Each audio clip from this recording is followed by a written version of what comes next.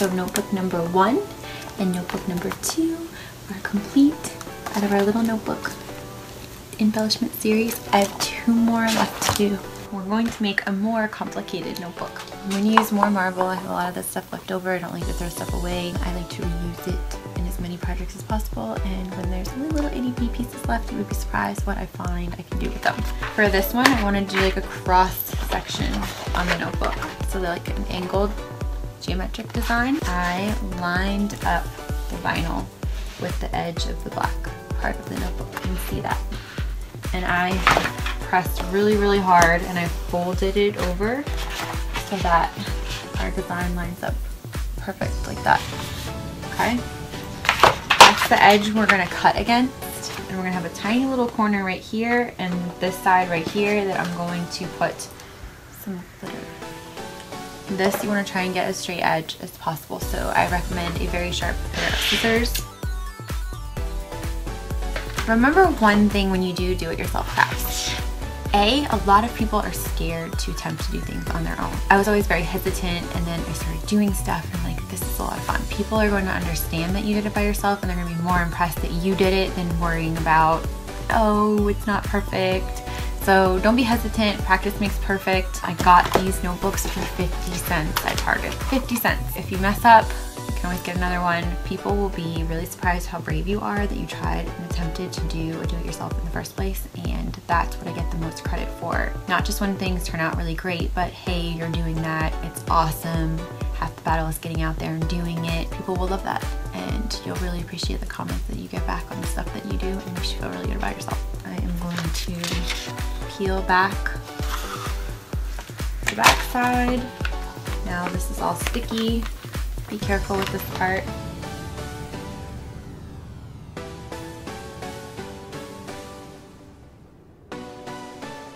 So now what we're left with is the overlay, and that's what we're going to cut out. I have a little one here too, but I think for like safety and security, I'm just going to fold this little guy over. He can stay there. And there we go, we have our bottom portion. Like I said, I'm going to use this as our top portion, and it's just a leftover piece of scrap paper for scrapbooking, and this is actually what I wore on the top of my graduation cap for my Bachelor's of Science of Nursing graduation. I was the brightest person in the room. Not just literally. Like I said, you can use any type of paper you find lying around. I'm going to line it up with the edge of what we've done. That next piece will fit over right there. So a good way to do this is turn it over. Oops, lost in place. Hold it in place, turn it over. Grab a marker and draw where you're going to cut my 2 lines. And I'm going to use my hot glue gun to glue it down.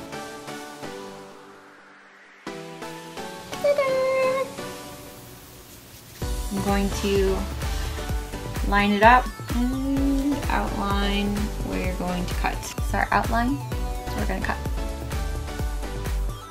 I always recommend putting your glue gun on like a paper plate or a glass plate that you don't worry about like destroying, so that when you're laying it down or keeping it propped up, it's not destroying whatever surface that you actually do like and don't want to destroy.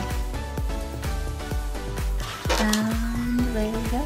I am going to put another quote on this one, but it's going to be the same thing as this printing transfer on it. It's going to be all of this and be a surprise. For our last and final notebook, I'm going back to my watercolor paper. So I'm going to like overdo you with the marble. Got this one. I've got this one. And this one says you're my favorite flavor, because I figured the glitter adds some major flavor to the notebook. So this is our last notebook. The thick pliable paper. Just like we did before, we're going to line up the edges.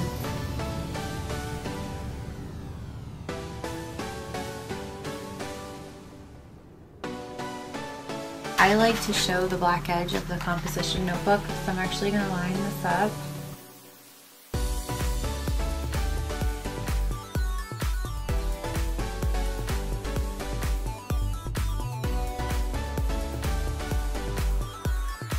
Fits great.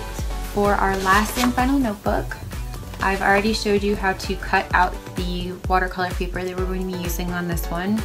I went ahead and stuck a sticker on the top. It's a unicorn. This is what they look like.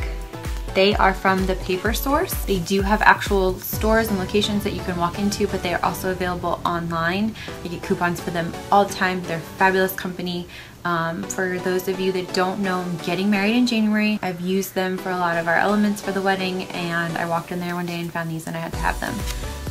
So I stuck that on there, and then I went ahead and did little embellishments on it.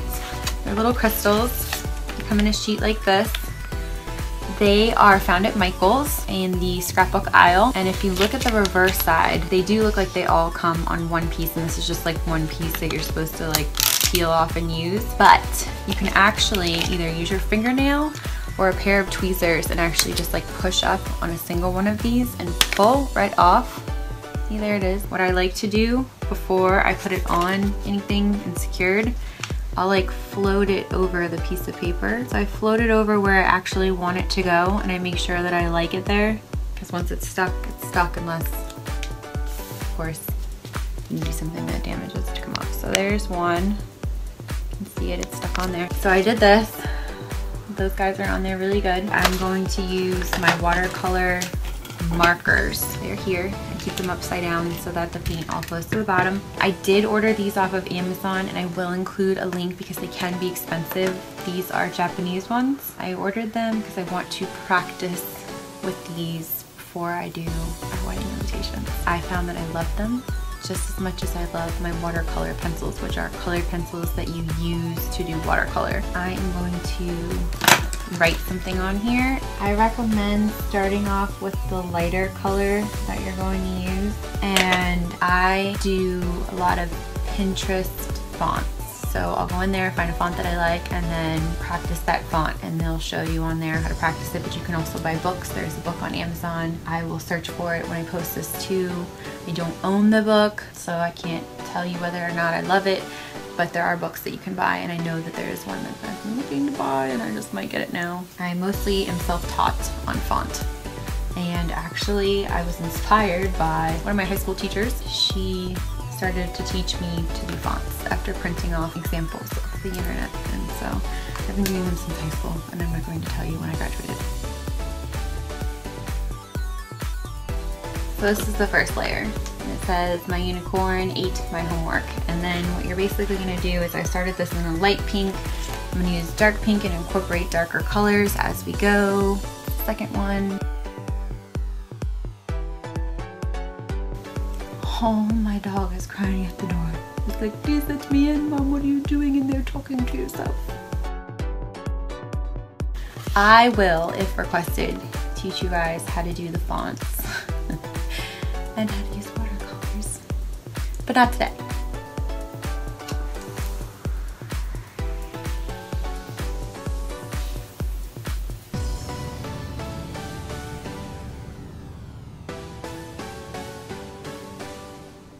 So there we are for the first coat of water. I will go over this again with another color. Basically, I'm just taking my paintbrush and literally like tracing the words that I put on the paper. So if you do want to do this, I'll give a link to the watercolor markers that I bought, and you can purchase them and try this too. I'm gonna wait for it to dry.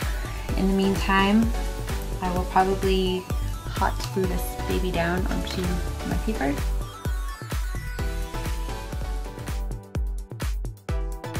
So basically the same thing that you do with the words. You just want the color to bleed and you want it to blend.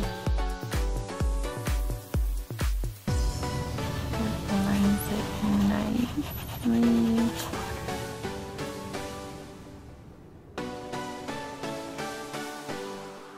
So now I have my nice blended edge. I'm going to use my hot glue gun.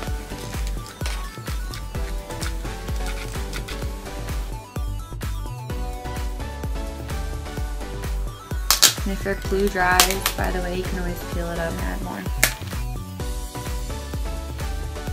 And by the way, these are on sale right now at Target, over by the back to school supplies. I don't remember they were on sale for.